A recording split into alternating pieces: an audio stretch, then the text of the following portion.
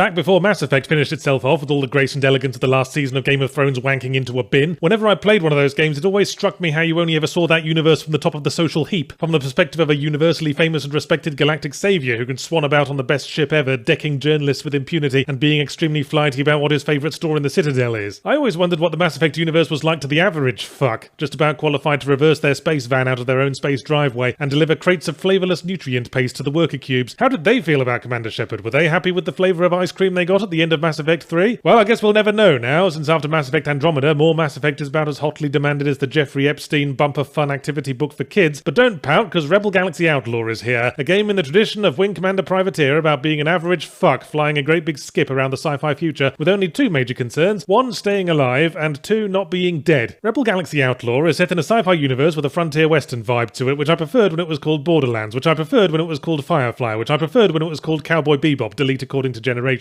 Actually, the main character, whose name stubbornly refused to adhere to my memory like a post-it note covered in dog hair, kind of resembles the main bloke from Firefly if they'd been played by Jamie Lee Curtis. What with the game flying the sandbox space sim standard, her job and moral code depend largely on you. By profession, she's either a freelance law enforcer, pirate, bounty hunter, trader, or perplexingly heavily armed postal worker. You can even have a go at being a pool hustler if you want, although I'd wonder why you bought an exciting space dogfight game to do so. Pools, slot machines, dice, all these little mini-games you can play when you saunter into a space saloon for a glass of pickle brine are like a water slide attendant wanting to show you how fast he can solve a Rubik's Cube. Yes, it's sort of impressive that he put the effort into learning, but I only need to see it once, and then I'd really just like to focus on going down this water slide, thanks man. The water slide in this metaphor representing the exciting space flight sim that is the core of the game, one that I wish had indulged in a bit more player training. I was 8 fucking hours in before I figured out how to stop. I was holding down the brake button, you see. Turns out I was supposed to press it repeatedly to bring down my target speed one chunk at a time. My target speed being the little random number buried in all the other random unlabeled readouts on the screen that could have been my fucking Cadbury's cream egg inventory for all I knew. Still, this is the sort of thing that's expected of a space sim cockpit game. There's something inherently appealing about sitting in a ridiculously complicated control bank. Brings back nostalgic memories of visiting your dad at the building site and wanting to have a go on the wrecking ball. The same reason Steel Battalion used to be sold with a controller resembling the mixing desk of a very stubborn and pretentious DJ who knows full well that he could just use a laptop these days but looks down on people who do. And Outlaw Galaxy Rebels controls stop being intimidating very quickly when you realise that the core gameplay mostly boils down to point to the thing and go to the thing. You're probably wondering how I was able to get by for 8 hours without knowing how to stop. Surely I would have needed to stop at outposts, to trade cargo, take bounties, sell crystal meth to local high schoolers, depending on the path I was trying to forge. Well, all you have to do is fly close to an outpost, or indeed aim your nose cone squarely at the outpost's biggest and most solid-looking exterior wall, and fly full steam ahead, and you'll get auto-docked, fading out and fading up on the landing pad, which is a little disappointing. The fiddly nuts and bolts of takeoff and landing in games like Elite Dangerous aren't exactly glamorous, but they add to the immersion, and sometimes after I left a station I'd drift too close to it while lining up my next navigation point and get sucked into auto-dock again, for a Columbo-style just one more thing. Blimey, you kids go through crystal meth fucking quick. There's altogether a bit too much fading out and fading up in Galaxy Outlaw Rebel. It's also how the autopilot works. Point to the second star on the right, click to get your ruby slippers, fade out and fade up. Your playable universe is already comparatively titchy. I wouldn't be trying to make it feel even smaller, lads. But I'm assuming the intention was to cut out all the boring bits, the way you break up a long road trip by drinking from a thermos flask full of absinthe until you strategically black out. Bubble Bollocksy Outlaw clearly has a very specific tone in mind, judging by the way your ship's radio is constantly blaring all the young people's rock music that the crew too didn't already license, and how all the pirates you dogfight do the Borderlands thing where they constantly spout jokey dialogue in overdone comedy accents like it's open mic night on the original series Enterprise. All hallmarks of what I have come to call the magenta games genre, but while Burble has a couple of magenta knickers hidden in its sock drawer, it lacks the slightly desperate air of projected self-awareness that characterizes the true magenta game. In fact, I think my main problem with it is that it fails to go all the way in any particular area. See, a game like this is either going to be a frantic high-energy dogfight sim, or a nice, calm, meditative experience about getting crates of flavourless nutri-paste to where they need to be, like Elite Dangerous, the whole space trucking thing that I occasionally like to pair with a nice podcast for an afternoon's unwinding. And Double Bubble Bobble's attempt to balance the two falls short. For all its loud music, quirky tone, and snipped-out boring travel bits, the energy level just can't be sustained. And before long, out came the podcast menu and down came the volume sliders. I tried to prioritise the story missions, but they very quickly started taking me into higher threat areas than my ship could handle, so I had to stop and grind up cash for a while with repetitive random crystal meth selling missions to buy a better ship. And that's not making it easy to stay engaged with the story. What were we doing again? Oh yeah, dedicating our life to revenge on the evil space pirate who killed our husband or goldfish or something. Sorry, I forgot, it was a while back. I've been clearing minefields and trading and listening to true stories from American history for the last 6 hours. Even the battling with space pirates got dull, since either I'd win from holding down the auto pursue button for long enough, or I'd get sodomized into space dust because I was foolish enough to take a mission with a threat level higher than mild. So in the end, I'd say Robble Gobble Wobble lacks both the energy for short-term fun and the depth for long-term fun. Play it for a precisely middling amount of time, for a middling amount of entertainment, and then go eat a bag of plain crisps while while sitting on the middle part of a seesaw.